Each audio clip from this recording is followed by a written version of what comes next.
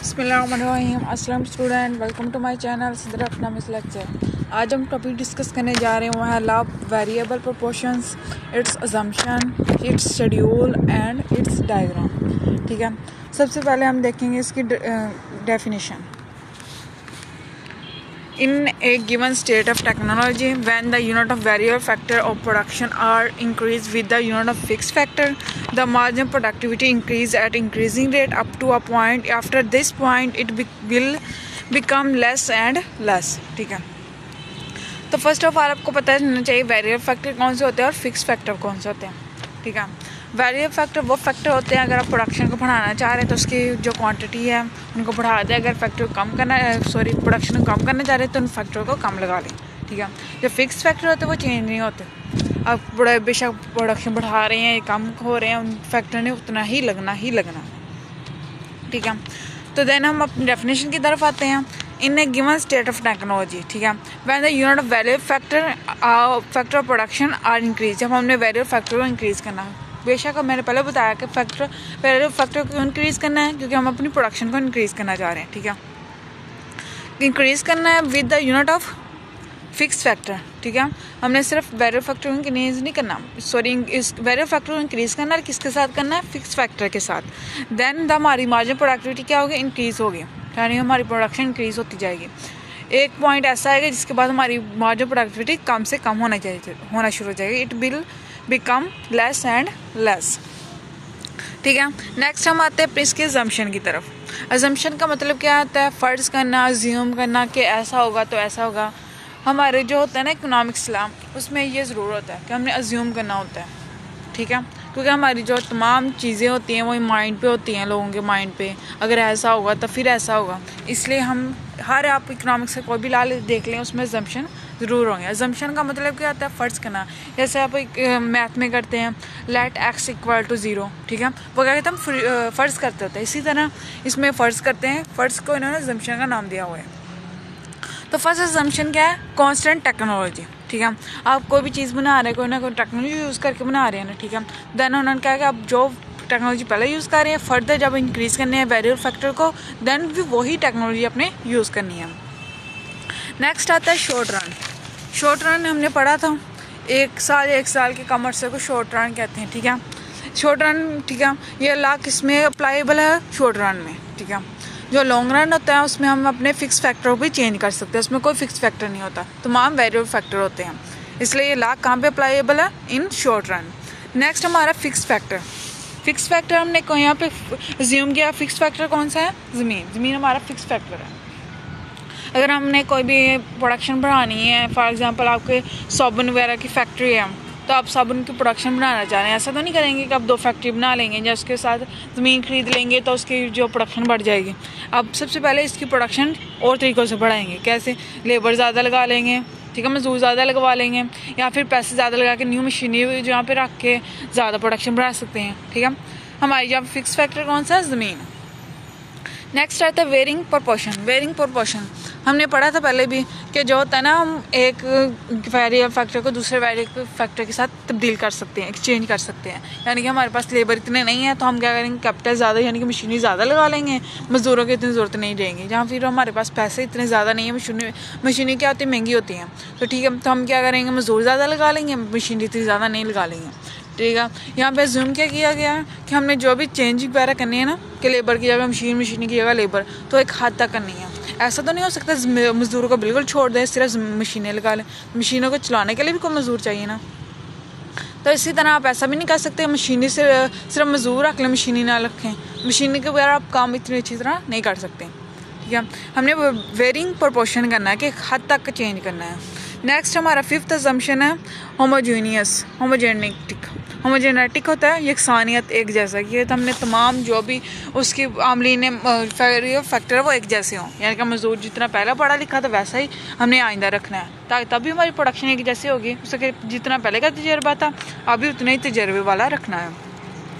Last हमारा है single variable factor, यानी कि हमने यहाँ पे ज्यूम करना है कि हमारा जो एक फैक्टर है वो क्या सा है, वेरिएबल फैक्टर। हमने कौन सा यहाँ पे वेरिएबल फैक्टर लिया है, लेबर को, मेहनत को।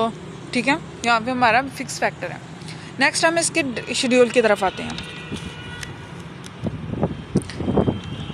शेड्यूल में सबसे पहले आपने बनाना है unit of variable factor. Unit of variable factor कौन से होते हैं लेबर, वो हमने बढ़ाने हैं, ठीक है, बढ़ाते रहना है। जैसे कि हमने डेफिनेशन में बताया था कि जब हम वेरिएबल फैक्टर को इंक्रीज़ करते हैं तो देन हमारी जो मार्जिन प्रोडक्टिविटी क्या होता है, इंक्रीज़ होती है। तो हमने मार्जिन प्रोडक्टिविटी को इंक्रीज़ करना है, कोई भी पॉइंट से शुरू कर ले, 5 से 10 से। यहाँ पे इन्होंने 2 से स्टार्ट किया तो आप 2 से भी कर सकते हैं। 2 से स्टार्ट करके 6 तक ये कह रहे बढ़ रही हैं। नेक्स्ट हमारी डेफिनेशन में क्या था कि एक पॉइंट के बाद लेस होना शुरू हो जाती है। तो नेक्स्ट हमारा जो होगा स्टेज उसमें क्या होगी, 6 के बाद कम होना शुरू होगी, ठीक है। 6 के लेकर 0 तक कम होती रही। थर्ड हमारे स्टेज में होगा नेगेटिव में चली जाएगी, हमारी मार्जिन प्रोडक्टिव किस में चली जाएगी, नेगेटिव में चली जाएगी, ठीक है। आपको पता चला ये शेड्यूल कैसे बनाना है।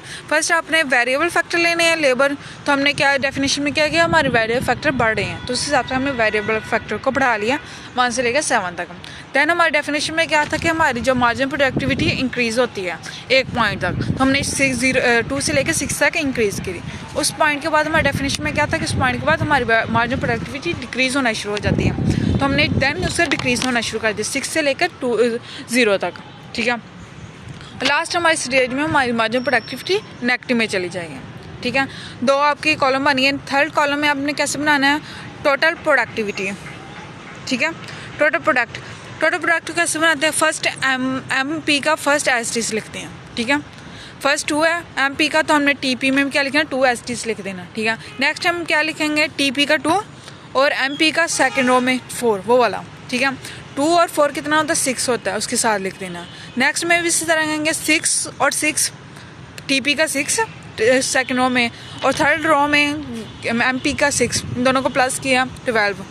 देन इसी तरह नीचे आ जाना है, थर्ड रो में टी पी का 12 और फोर्थ रो में एम पी का 4, इन दोनों को प्लस किया 16। इस तरह हमने प्लस करते हुए टी पी बना लेना है, ठीक है। टी पी के बाद हम एम पी की तरफ ए पी की तरफ आते हैं। ए पी हम कैसे बनाते हैं, T P dividing by L या क्वांटिटी, ठीक है। तो हमारा टी पी कितना है 2 और एल कितना 1। 2 को 1 पे डिवाइड किया तो 0 ही आता है। 6 को 2 पे डिवाइड किया 3, 12 को 3 पे डिवाइड किया 4, 16 को 4 पे डिवाइड किया 4, 18 को 5 पे डिवाइड किया 3.6 और देन 18 को 6 पे डिवाइड किया 6 और लास्ट में हम 16 को 7 पे डिवाइड करेंगे तो 2.28 आ जाएगा। और लास्ट कॉलम में हमें बताना है अपनी स्टेजेस। फर्स्ट स्टेज हमारी क्या होती है, एमपी जब बढ़ती है तो 2 से लेकर 6 तक हमारी ये फर्स्ट स्टेज है। सेकंड स्टेज हमारी क्या होती है, एमपी जब गिरती है तो 6 से लेकर 0 तक। और लास्ट स्टेज हमारी जब एमपी नेगेटिव में होती है, ठीक है। हम इस तरह हमने 6 स्टेज इसकी बता देनी है। नेक्स्ट हम इसकी डायग्राम की तरफ आते हैं। डायग्राम में हमने एक्स एक्सिस पे रखना है यूनिट ऑफ वेरिएबल फैक्टर या लेबर कॉलम, वो लिखना है। और वाई एक्सिस पे हमने रखना है M P A P T P, सारे लिख लेने, ठीक है। तो फर्स्ट ऑफ ऑल हम बनाते हैं टी पी का।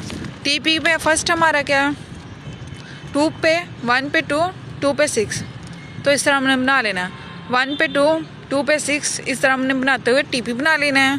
और इसको मिलाते हुए इस तरह हमने ए पी और एम पी बना लेना है। देन हम जो मुश्किल काम है यहाँ पे वो आता है स्टेज का बताना कि किस तरह स्टेज बनानी है, आपने बतानी किस तरह है। तो फर्स्ट हमारी स्टेज कहाँ तक है, 3 तक है। ये देख लें 3 पे 6 है ना, 3 तक है, तो हमने 3 पे लाइन ड्रॉ कर देनी है और बता देना है कि डॉटेड लाइन ड्रॉ करनी है, बता देना है कि ये हमारा फर्स्ट स्टेज है। सेकेंड स्टेज कहाँ तक है हमारी, ये देखें 6 तक, ये 6 पे 0 होते हैं तो हमने 6 पे लाइन ड्रॉ कर देनी है डॉटेड लाइन। और देन अपने बता देना दोनों के दरमियान में लिख देना कि हमारी जो सेकंड स्टेज है वो हमारी ये वाली है और लास्ट में हमारी जो सेकंड स्टेज के दूसरी साइड पे होगा वो हमारी थर्ड स्टेज होगी, ठीक है। तो देन आपने इसकी जो एक्सप्लेनेशन है वो कैसे करेंगे। बाद लोग मुझे पूछते हैं कि मैम जो शेड्यूल है या डायग्राम है उसको एक्सप्लेन कैसे करें उर्दू में, तो इसलिए मैं आपको ये इसकी जो एक्सप्लेनेशन है उर्दू में बताऊँगी, ठीक है। आपने सबसे पहले कहना है कि हमने एक्स एक्सिस पे मेहनत रखी है यानी कि लेबर, और वाई एक्सिस पे हमने T P M P A P ये रखा है, ठीक है। जब हमने यूनिट ऑफ वेरिएबल फैक्टर को लगाया है तो हमारी जो एम पी क्या होगी, बढ़ेगी, ठीक है। फर्स्ट स्टेज की हम बात कर रहे हैं तो हमारी जो होगी टी पी वो भी बढ़ेगी, लेकिन जो होगी टी पी की शरह होगी या कह लें प्रोपोर्शन होगी वो ज़्यादा होगी, ठीक है। ये आप देखें टीपी कितनी जल्दी बढ़ रहा है फर्स्ट स्टेज में। देन हम आते हैं तीसरी इकाई के बाद, ठीक है। थर्ड ये हमारे है ना, उसमें क्या हमारी तीसरी इकाई में हमारी मुख्तदम पैदावार क्या MP क्या हमारी गिर रही है और हमारी कुल पैदावार में इजाफा हो रहा है, लेकिन कम शरह से, कम प्रोपोर्शन से। फर्स्ट में ज़्यादा से हो रहा है, इसमें क्या हो रहा है, कम शरह से हो रहा है। इसलिए TP का ख़त बढ़ने के रुझान एक्स की तरफ है। ठीक है, नेक्स्ट हम 6 इकाई की तरफ आते हैं। क्या कहते हैं, यूनिट ऑफ वेरिएबल फैक्टर की 6 इकाई पे आते हैं। उसमें हमारी जो मुख्ततम पैदावार है वो 0 हो गई है। ठीक है, और हमारे MP ख़त किसको कट कर रहा है, एक्स एक्सिस को, और हमारी कुल पैदावार यहाँ पे क्या है, TP हमारा क्या है, सबसे ज़्यादा है। और यहाँ पे दूसरा मरला क्या हो जाता है, ख़त्म हो जाता है। दैन हम थर्ड मरले की तरफ आते हैं या थर्ड स्टेज की तरफ आते हैं। यहाँ पे हमारा मुख्ततम MP क्या हमारा नेगेटिव में है और MP हमारा जो है एक्स एक्स के नीचे चला जाता है और हमारी कुल TP भी हमारी क्या नेगेटिव में गिनना शुरू हो जाती है। सो नेगेटिव में गिनना शुरू हो जाती है। इसलिए TP का ख़त मनफी झुकाव रखता है किसमें, थर्ड मरले में। इस तरह आप इसको एक्सप्लेन कर सकते हैं। आई थिंक आपको समझ आ गया होगा कि ला वेरिएबल प्रोपोर्शन क्या है। अगर आपको कोई भी मसला है तो मुझे कमेंट में पूछ सकते हैं, मैं आपको डेफिनेटली बताऊंगी। Thank you so much. Please subscribe my channel, like and share my video. Thank you.